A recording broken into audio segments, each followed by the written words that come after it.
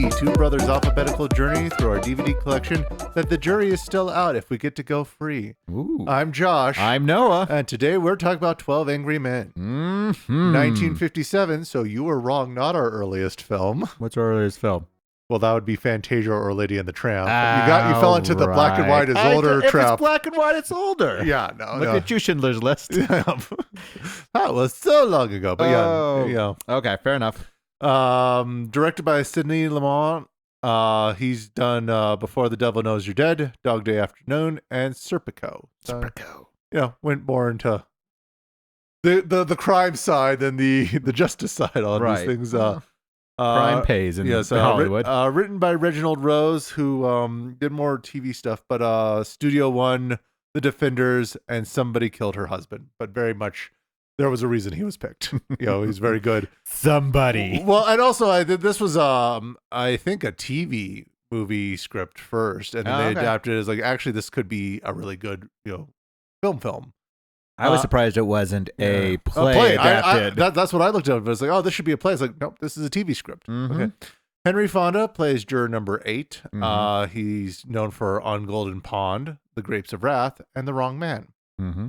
Soft-spoken, awesome actor.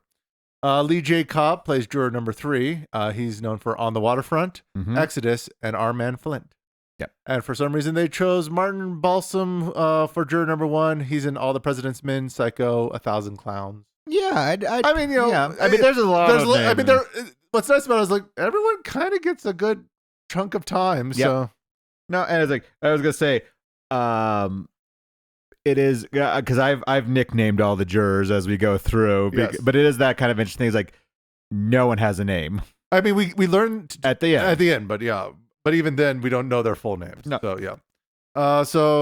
12 Angry Men is the jury in a New York murder trial is frustrated by a single member whose skeptical caution forces them to more carefully consider the evidence before jumping to a hasty verdict. Mm-hmm.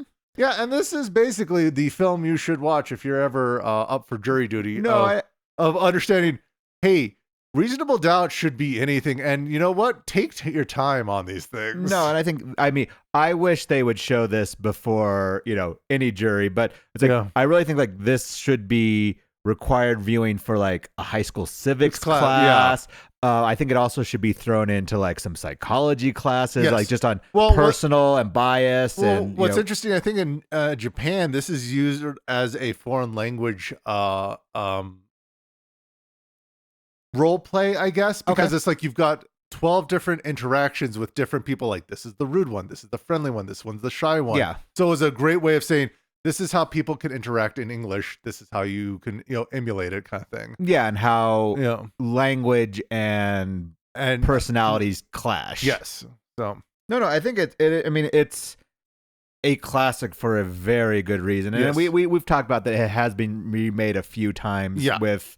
Jack Lemmon did one in 97. I think there's a 2001. I mean, and they're not bad, but the problem is like it doesn't capture the same magic. With the Jack Lemmon one, it's a shot for shot remake, but it's in color. Right. Problem is Jack Lemmon was like really old, and like juror number 3 was the guy from like Dr. Strangelove. I forgot the actual actor's name.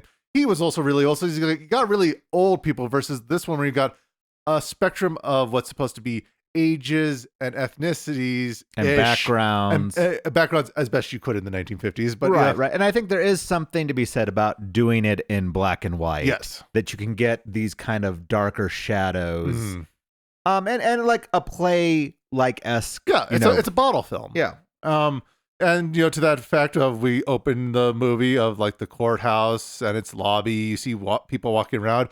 If you want women, this is the time to look for them.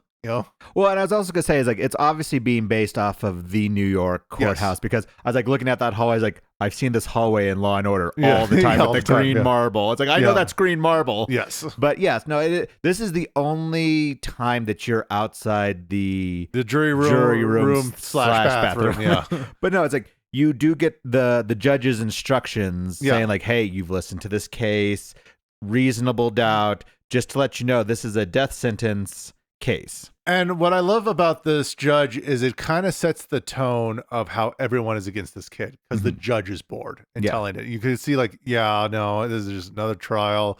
with another delinquent immigrant kind of kid. Mm-hmm. Go do your thing. And you do focus on the kid as he is young. He's young. That is like the only time that you get anything courthouse is that the last shot you get is basically the kid's focusing face. on the kid's face. Yeah, as everyone walks into the jury room, kind of glancing at him. Yeah, and this is where you get the title sequence, and you get that this is a hot, stuffy, claustrophobic almost room. Well, and the claustrophobic comes off with the filmmaking, especially as the movie goes on, as we start off with this wide angle from looking down where we see the whole room and everyone comes in, finds their places. But as the movie goes on and people get more heated, we get closer ups, tight face shots, really changing the depth of field so people feel closer and closer.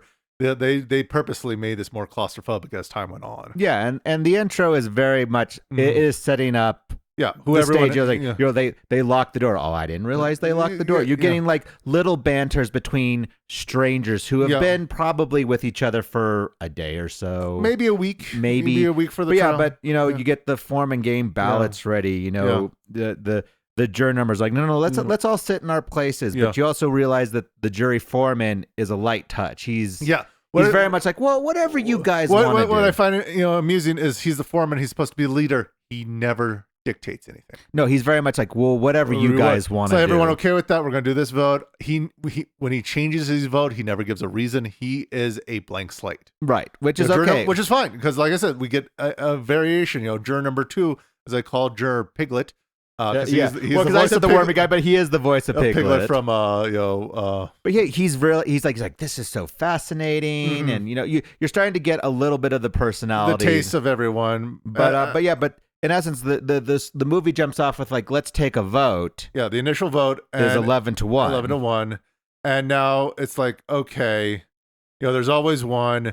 This is what I because since this is all one room, to divide up the scenes, this is like, let's explain why we think this kid's guilty and why we think you're wrong, and each one goes kind of through it. And I mean, because I broke it up by votes. Yes, that's how I did that too. But I kind of broke it up by what they're talking about, right? And he's basically saying he's we'll say the protagonist, Juror 8, he's like, give me an hour, I'm just unsure. He's not saying he's not guilty. He goes, I'm just not sure. That we should talk about it. We're going to send a kid to death, guaranteed, if we say guilty. Let's take more than 5 seconds to. Well, and he's talking about like the biases and like this kid didn't have a a good upbringing, and his lawyer doesn't, and so everyone's like dogpiling on him. He goes, well, why this is probably the only time the foreman kind of jumps up. He goes, why don't we tell him why we think he's guilty? Yes, and we go around the table. This is like the intro to each of them, so we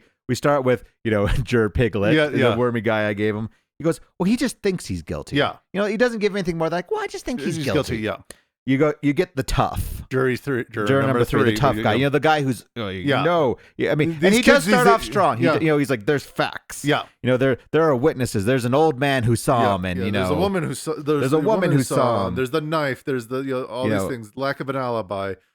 And then we get juror number 4, the broker, who's the broker, who's very much the logical one. If you had a Vulcan, that was him. But he goes, no, the film alibi was a thing that sold him. He's like, this kid couldn't remember the movie he was at. That sealed the deal to me. You get an interlude from which I'll call him the sick man, who turns out to be juror number 10. 10, you're right. Yeah. 10. You're telling the racist one. The racist one. The most racist one. But he's the one who's always. But he's like this is where he brings in the woman witness, and then he keeps saying like one of them. Yeah, one of them. Yeah, he's laying the groundwork for his own prejudices. There's a quiet man who is of one of them. Who just passes. He doesn't want to jump in. And that actor is like, he says, I know we've never described what the kid is, but it's like he's supposed to be Italian descent. It's like, well, I'm Jewish descent. Do you think that matters? Like Stanley Ma's like, no, you'll be fine. I mean, there's enough racist white people out of them. It is fun. They never say. It's like he could be Puerto Rican. He could be Hispanic. He could be Italian. He's not quote unquote white. Well, what they say is like, we don't want Northern European. Basically, the whitest of the white. We want him to be something other. Right. Yeah. And that's okay. It doesn't have to be. Because that's fine. These characters will then pick up the pace of saying, well, he's not one of us, so he must be one of them. Yeah. But yeah, he passes. We get to like the working man guy who, he was talking about the motive, the apartment had witnesses, and that between they've had fights, there's this breaking point, like how many times can you get hit before you snap and kind of thing. To then pass it off to like the baseball guy, who's really doesn't want to be there. He doesn't want to be there. Which is okay. He just wants a quick out. Yeah. And he's talking about like, look at his past. This kid's a bad kid. This kid's was destined to be terrible. And this gives the first character tell is it goes to the tough guy saying it was like in my day. Kids called their dad sir, and I had a a son, and I when he lost a fight, I basically he's a toxic what we call toxic masculinity.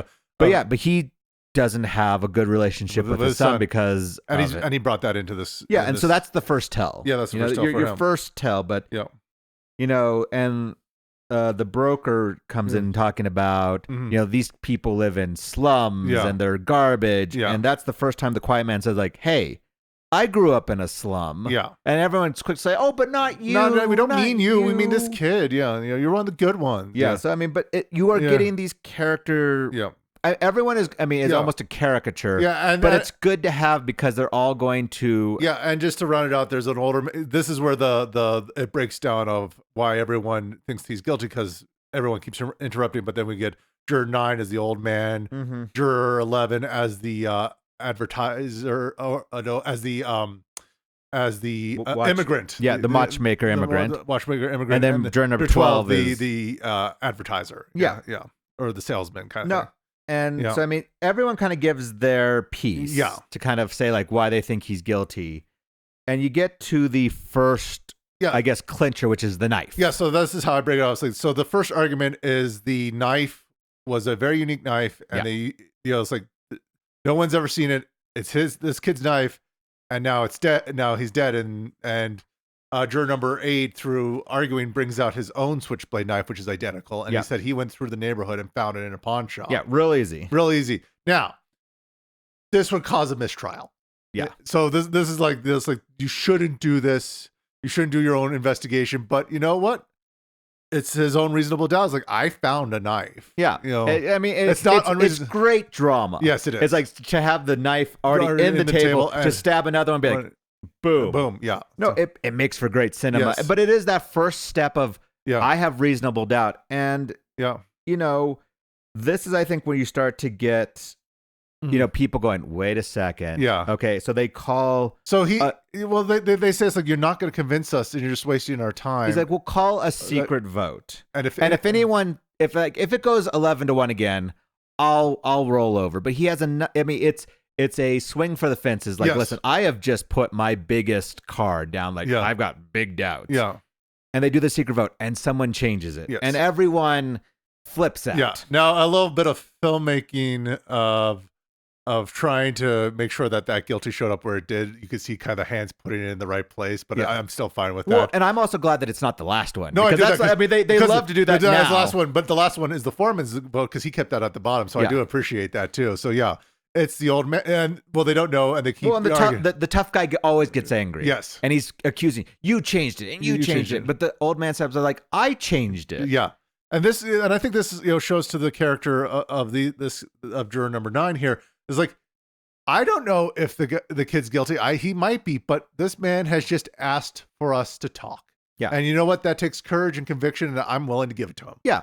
And so, you know what? He bought him some time. And so you get a little cool down here. People just start talking to each other. The tough guy, has to apologize to the guy who lives in the slum, and he's not having it. People are, it's nice is that people are doing their characters to a T. Yes. It's like, I'm not forgiving you. You just accused me of, I love just a quick little fun joke of the advertiser guy saying whenever we're in a meeting, somebody will say something stupid, some little turn of phrase, and then later on he'll do all his turn of phrases. But exactly, you get this is the only time you leave the room is to go to the bathroom. This is the the baseball guy and our protagonist, he goes, "You're such a do-gooder. What are you? I mean, this has been said like you do-gooders, you bleeding hearts, today it'd be like, oh, you woke left, snowflake. But it's like that's what's being presented. It's like you've lost. Why are you drawing this out? Because he wants to go to a game. Yeah, that's all the thing. But he wants out, and they're cleaning their faces on the roll of towels that probably have all the germs on them. Yeah, but I mean, but and he does, kind of, the foreman, the working guy comes in and does the same thing and goes, well, to play devil's advocate, suppose he is guilty and we make him innocent. Like, that's just as much a possibility. That's a big possibility, but it is that thing that most people think, we have to make sure not to let a guilty person free. It's like, no, we're here to make sure that a free person doesn't go to jail. Exactly. That's the responsibility of a juror, and that's where juror number 8 figures that out. It's like if I have any doubt, this person should go free, even if they did it. Exactly. And I think that's why they keep harping on the reasonable doubt. Yeah. But so we get to the next kind of let's debunk something, and that's the old man witness. Yeah, the question of the eyewitnesses of mainly the old man first hearing. It's very much breaking what the cross examination should have done of breaking apart the arguments. One, hearing the murder, and then 2, seeing the murderer flee the scene. Right, and saying like, listen, they're right next to a train track. Yeah. There is no way that he could have heard, and you can see where he's targeting this at certain people. Like the guy who worked it goes, there's no way he could have heard it, and goes, And the guy for the slum is like, you're right, I've had those trains go by. There's no way he could have heard it. It's like, and and then that's when the old man says, listen, as an old man, I'm noticing certain things about this witness, like he just wants attention and he's ashamed of how old he is, that he has a limp and all these things, and then that draws in the next question of, even if he did hear it, let's say we're pretty much convinced that he couldn't, but let's say he did hear it, could he make it down the way? Well, and this is where they're starting to the phrase "I could kill you." It's like, do you really mean it? It's like, well, it's like, and this is where the quiet man, the one who is like, goes, what, I'm changing my vote. Yes. And so, and then the watchmaker is now taking up that position of like, I have questions now. And I love that it's not always juror number 8 who brings up these problems, where he says like, why would he go back if he murdered him? And it's like, it was a state of panic. It's like, if he was in a state of panic, why did he wipe his prints off? Yeah, it's like, you can't have it both or he was wearing ways. gloves or so. It's like, this doesn't make sense. Yeah, he's like he obviously heard someone scream because the woman said she screamed. It's like, either he was in a state of panic or he was meticulous. You can't have it. You can't have it both ways, which causes him to have a reasonable doubt. And it's like, no, it is good, because like as the questioning goes on, people are like, wait a second. It is that thing of, you should take more than 5 minutes to convict someone. So they then do another vote. Yes. And now we are now up to 4. Yeah, 8-4. Not guilty. And so that's when they bring in the diagram and let's, time out. Can the old man get out of bed, get across the room, go down the hallway, open the door. And even in the best case scenario, it ain't happening. It's not happening. And it's like, so it's like, okay. So now this witness is completely. Well, and this is the tough has been like, banging his chest, like, how dare you? And this is where he makes his first boo-boo. Yes, it's like, because they do all this thing. Is like, well, the old man can't be trusted. And he pauses, and the whole, everyone, the music gets deathly silent in the film. All the ambient sound goes away. It's like, damn it. Yeah. And he gets angry and it gets personal. And he does the second boo-boo of, I'm going to kill you. And he's like, juror number 8 says like, but you don't really do you really mean that? Yeah. Yeah. And I think this sets up good tension, because later on, when he's the one who's holding the knife, everyone's like, whoa, we're not 100% sure that you wouldn't kill someone. But no, and it is like one of the quintessential movies of, you want to be his executioner. You want to pull the switch. You came in here just wanting to kill this kid. And there's this whole talk about polite versus impolite, and the importance of justice. This is where the watchmaker kind of does the rah of American justice. Like, listen, this is what's so great is that we just have to come down here and talk. We're not getting anything out of this. Well, in a little slice of life, this is what caused Supreme Court Justice Sotomayor to go into law, was that scene. Okay. She said it made her appreciate the law, that this immigrant saw the benefit of it and said, this made me want to go into law, and now she's a Supreme Court justice. Yeah, so I mean, it shows the importance of, 1, good filmmaking, and 2, representation. Representation, and also it's like a good justice system. All that. So. But they do another vote now after all this rigmarole. It's like, and it's an open ballot. Yeah. And now it's tied 6-6. And this is when the storm comes in. Yeah. Well, and I also love like the storm comes in, so that's like it's now getting more heated. They close the windows, but it also shows by just turning on the light, they could have the fan. It's like your preconceived notions sometimes hinder you. Well, if you just turned on the light switch, you might have had some cool air, kind of thing. And cooler heads could have prevailed. The foreman is talking about he's a baseball coach. Yeah, and even it's a nice little moment. It's a moment, but it's also showing the fallacy of memory. Yes, it's so subtle that it's like even in like a memory that he loves. He's not getting the details right. Yeah, it's just kind of hinting. Is like, listen, witnesses are great. Yes, but they're fallible. Yeah, and that comes out later. Well, and that leads us into our next section is the memory of the movie alibi. Mm-hmm. And so we get our broker, juror number 4, saying that's what he couldn't remember where he was. Yes. And that, and sure, he remembered later when he was on the stand, we could memorized it, but the day of, he couldn't remember. Well, and to be, and the counter argument was like, it's a highly stressful thing to see your father down in the other room and have police question you after you were beaten. Emotional stress of being attacked, seeing your father dead. It's like, could you have remembered? Yeah, I could have totally remembered. Okay, then tell us what movie you were at. And 3 days ago. 3 days ago, and he goes, and he couldn't do it. Yeah. And that you get the tiniest little thing of like, because he says like, I don't sweat. I'm cool and collected. Is he does start to sweat at that moment. And this is a modern thing of like eyewitnesses are actually notoriously bad. No, even the best of us will get it wrong because that's just how memory works. Yeah, memory and influence and all these things. It's like you'll get 5 people saying 5 different things, and they could all be true because it's all about the lens in which you perceive it, which is what this movie tries to say. Like, listen, these jurors are trying to siphon off this knowledge through their own lenses and their own biases and their own histories. Then we get the fun moment of the stab wound. Well, yeah, because the juror number Piglet, kind of says like, well, the kid's short. Yeah, I'm short. And he goes, can you do a downward strike? Yeah. And this is where you get that kind of tense moment of 3 and 8 having kind recreating of like, it, and people going, and he goes like, look, this is how I do it. And everyone's like, yeah, that seems reasonable. Until the guy who lived, he goes, that's not how you do a knife fight. With a switchblade. With a switchblade. And he goes, it is one of those kind of like, because of his background, because of his experiences, everyone's like, yeah, you could totally stab down with a knife. Totally stab you would see that. It's like, that's fine, but it's like, not with this knife. Not with this knife. Mm-hmm. Yeah.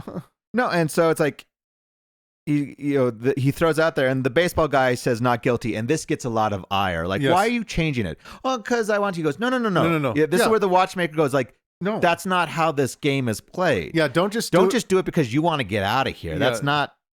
Do it because you think it's right. Have conviction. Have character. Yeah, this is not about winning or losing. It's just about doing it. Yeah, and so they do another vote, and it's 9-3.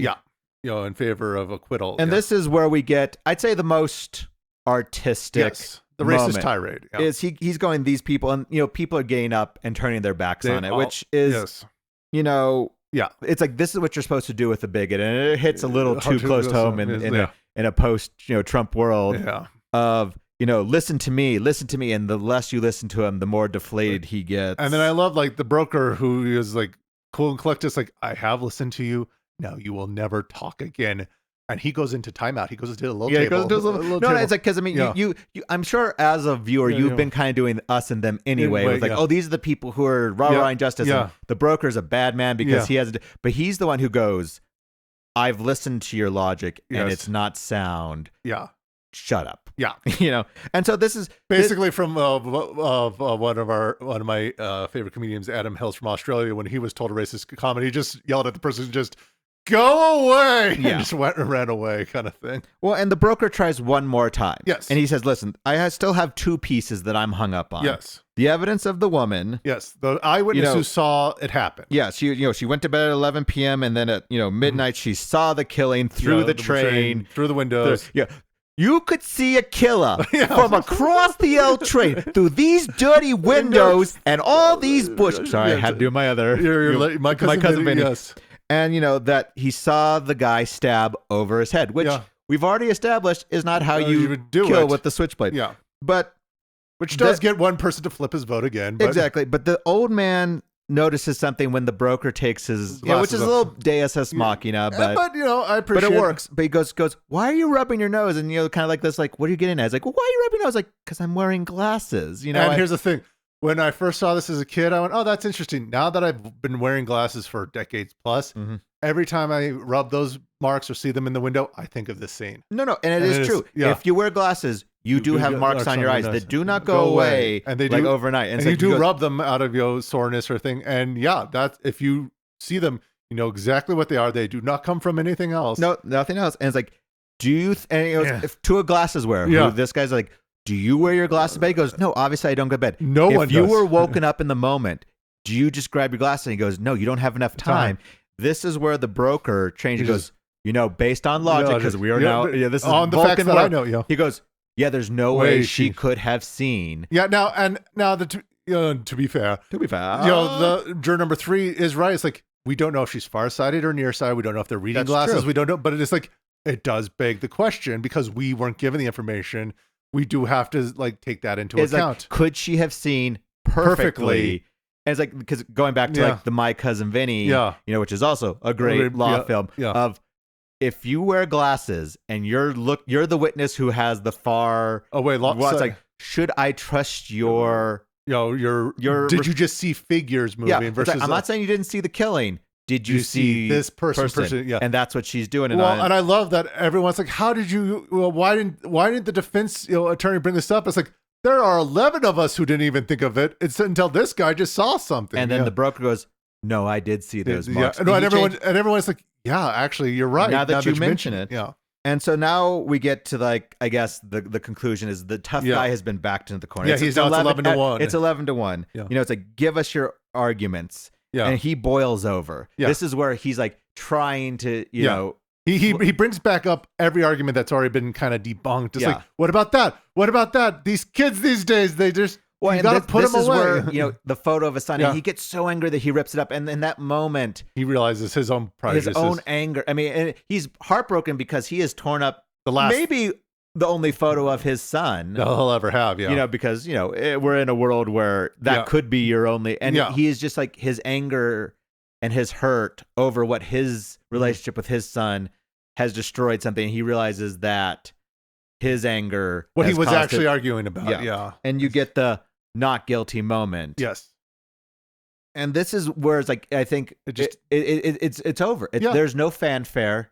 The jury exits, and in a moment of humanity, human compassion, the two, antagonists and protagonists, he gets the man's coat and helps him put it on and says, "Hey, we're not enemies. We did our job. Yep. I have no anger, animosity." It's kind of like leaving it on the ice in hockey or any sports, or leaving it on the field for any sports metaphor. But it's like, it's a moment. It's that thing of just understanding. It's why juror 8 was great. He was empathetic. He's like, I'm putting myself in the kid's point of view. Mm-hmm. He's now putting himself in juror 3's point of view. It's like, it's been a rough day. It's been a rough day. Let's get you. Let's get out of here. And you get the last shot of all. Walking. Well, you get the shot of like a used table. All the things, and then superimposed with everyone leaving. Yeah, walking down the now clean steps of. And this is the other. It's like you get. The old man, 8 and 9 get to say hi. Hey, I'm Dave. What's your name? Yeah, I'm Mr. Davis, so I'm Mr. McArnold, and that's it. Oh, bye. Yeah, that's all I needed. And it's like, it's done. It's just very much like jury. These you are there, you do your job, and then you're done. Yeah, and I mean, and it's like I said, it's still great. It's short, it's efficient. Mm-hmm. And you think it's like, oh, there's these slow moments in between arguments where they're just talking, but those moments that breathe help you figure out what each juror is about. Yeah, it's like it's the tiniest character developments that just allow this to feel. Yeah, I mean, though dramatic, very much poignant to like, yes, this is what happens in a real jury room to an extent. It's like you get a bunch of people who have wildly different experiences trying to figure things out for themselves. Yeah, and I think of our pantheon of movies. This is by far. There's a reason this is on all the lists. Like this is like in the top 2 of Courtroom's top 100 of all AFI in the list of 1,001 movies to see. There's a reason this is. Oh is no, a classic. and it's like it is classic in the sense that it does not age poorly. It's like it is exactly what in its it purest is. sense of like, no, this is an idea that has been presented. filmed. Yeah. So, and it's a great finale. Yep, and this is our last podcast. Yeah. We have done this for a year now. We and promised ourselves to do one full year. we did a full year, and we love everyone who has listened to us. All 5 to 10 of 5, you. 10. We appreciate you. But it's like we are going into the summer months. We are a You little have kids tired. things We have and kids things, and as much as we love all 10 of you, it's like we needed a little bit more, to financially justify it. But thank you for coming along this journey. Yep, and hopefully this encourages you to go back through older collections. Yeah, if you have and give things a chance that you might have thought otherwise, or maybe. Don't look at older things with rose-colored glasses sometimes. Yeah, sometimes go back to those old films like, I love it. Like, or find that movie that you really like. And just have a chance to go through your collections and see other movies. And we appreciate it. Yeah. All right. Bye.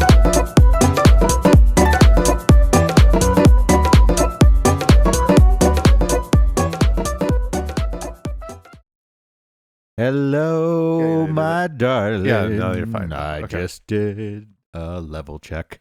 That's probably going to be it. All right.